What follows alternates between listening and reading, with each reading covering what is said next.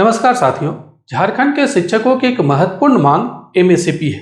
इस मांग को लेकर के विभिन्न शिक्षक संगठनों तथा झारोटेप के द्वारा लगातार आवाज उठाई जाती रही है, लेकिन बहुत से शिक्षकों के मन में एक सवाल है कि यदि झारखंड में एमएसपी लागू हो जाता है तो आखिर वेतन में कितना फायदा हो सकता है। आइए इसे एक आसान उदाहरण से समझते हैं। मान लीजिए कि एक माध्यमिक शिक्षक ने 1 जुलाई 2010 को नौकरी ज्वाइन की। वर्तमान व्यवस्था में शिक्षक को 12 वर्ष की सेवा पूरी होने पर वरीय वेतनमान तथा 24 वर्ष की सेवा होने पर प्रवरण वेतनमान मिलता है। इस व्यवस्था में उच्चतर ग्रेड पे में वेतन निर्धारण तो होता है, लेकिन अतिरिक्त इंक्रीमेंट का लाभ नहीं मिलता है। वहीं एमएसपी व्यवस्था में 10, 20 और 30 वर्ष की सेवा पूरी होने पर 3 बार वित्तीय उन्नयन का अवसर मिलता है। साथ ही प्रत्येक एमएसपी पर एक अतिरिक्त इंक्रीमेंट का भी लाभ मिलता है।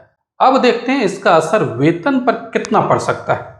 यदि शिक्षक को 1 जुलाई 2020 को पहला एमएसपी मिलता है तो वर्तमान व्यवस्था और एमएसपी के बीच वेतन का अंतर लगभग 2250 रुपये प्रति माह हो जाता है, अर्थात एक वर्ष में लगभग 27,000 रुपये का अतिरिक्त लाभ।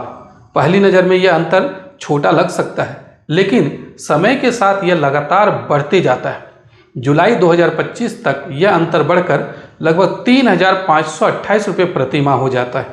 इसके बाद 20 वर्ष की सेवा पूरी होने पर 1 जुलाई 2030 को दूसरा एमएसपी मिलने पर यह अंतर बढ़कर लगभग 12,545 रुपये प्रति माह पहुंच जाता है।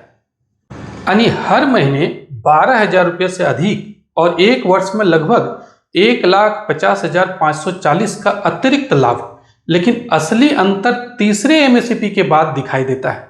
यदि शिक्षक 30 वर्ष की सेवा पूरी करते हैं और 1 जुलाई 2040 को तीसरा एमएसपी प्राप्त करते हैं तो वर्तमान व्यवस्था और एमएसपी के बीच वेतन का अंतर लगभग 24,057 रुपये प्रति माह हो सकता है।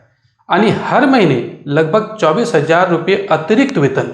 और यदि इसे पूरे वर्ष के हिसाब से देखें तो यह राशि लगभग 2,88,684 रुपये प्रति वर्ष हो जाती है। सोचिए, केवल एक वर्ष में लगभग 3 लाख रुपये का अतिरिक्त लाभ, और पूरे 30 वर्षों की सेवा काल में की बात करें तो यह लाभ लगभग 26,45,000 तक हो जाता है।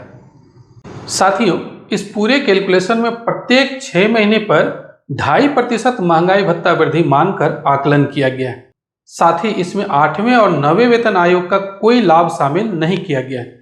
यदि भविष्य में 8वां और 9वां वेतन आयोग लागू होता है और डीए वृद्धि 2.5% से अधिक रहती है तो एमएसपी और वर्तमान व्यवस्था के बीच वास्तविक अंतर यहाँ दिखाए गए आंकड़ों से कहीं और अधिक होगा। अब आप बताइए, क्या झारखंड के शिक्षकों को एमएसपी का लाभ मिलना चाहिए या नहीं?